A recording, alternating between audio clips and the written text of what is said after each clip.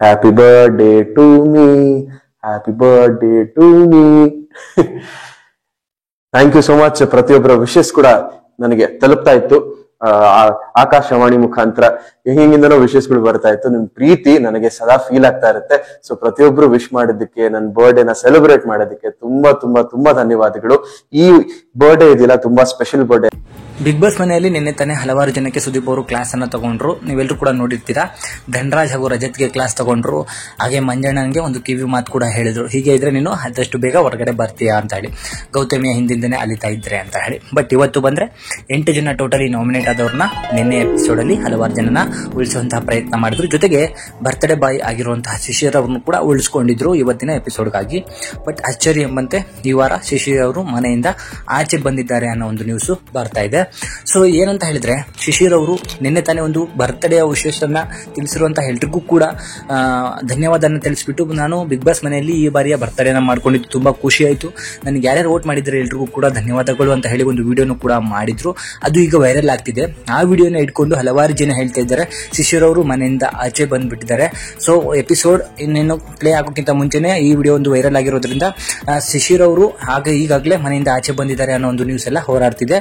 But ಕೆಲವು ಒಂದು names ಗಳಲ್ಲಿ ಹಾಗೆ ಕೆಲವು ನ್ಯೂಸ್ ಗಳಲ್ಲಿ ಬರ್ತಾ ಇರೋದೇನೆಂದ್ರೆ, ಶಿಶಿರ್ ಅವರು ನಾಮಿನೇಟ್ ಆಗಿದ್ರು, ಹಾಗೆ ಎಲಿಮಿನೇಟ್ಗೆ ಟಾಪ್ ಬಾಟಮ್ ಅಲ್ಲೂ ಕೂಡ ಬಂದಿದ್ರು. ಆಗ ಗೋಲ್ಡ್ ಸುರೇಶ್ ಅವರು ಸ್ವಇಚ್ಛೆಯಿಂದ ಸ್ಕ್ವಿಟ್ ಮಾಡ್ಕೊಂಡು ಹೋಗಿದ್ದಾರೆ, ಅದರಿಂದಾಗಿ ಶಿಶಿರ್ ಅವರು ಉಳ್ಕೊಂಡಿದ್ದಾರೆ ಅಂತ ಹೇಳಿ.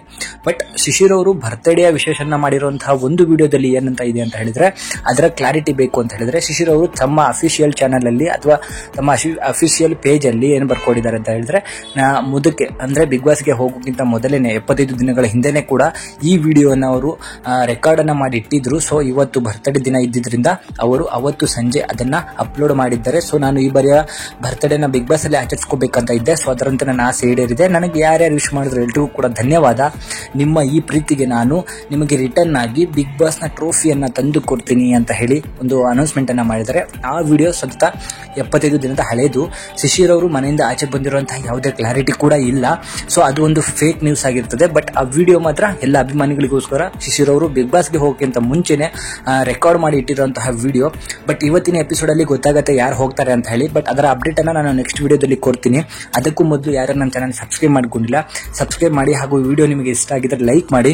ಈ ವಾರ ಯಾರು ಹೋಗ್ಬೋದು ಅಂತಾನೂ ಕೂಡ ನೀವು ಕಮೆಂಟ್ ಮಾಡಿ ನನಗೆ ತಿಳಿಸುವಂತಹ ಪ್ರಯತ್ನವನ್ನು ಮಾಡಿ. ಹಾಗೆ ನಮ್ಮ ಚಾನಲ್ಗೆ ಸಪೋರ್ಟ್ ಮಾಡ್ತಿರೋ ಎಲ್ರಿಗೂ ಕೂಡ ಧನ್ಯವಾದಗಳು.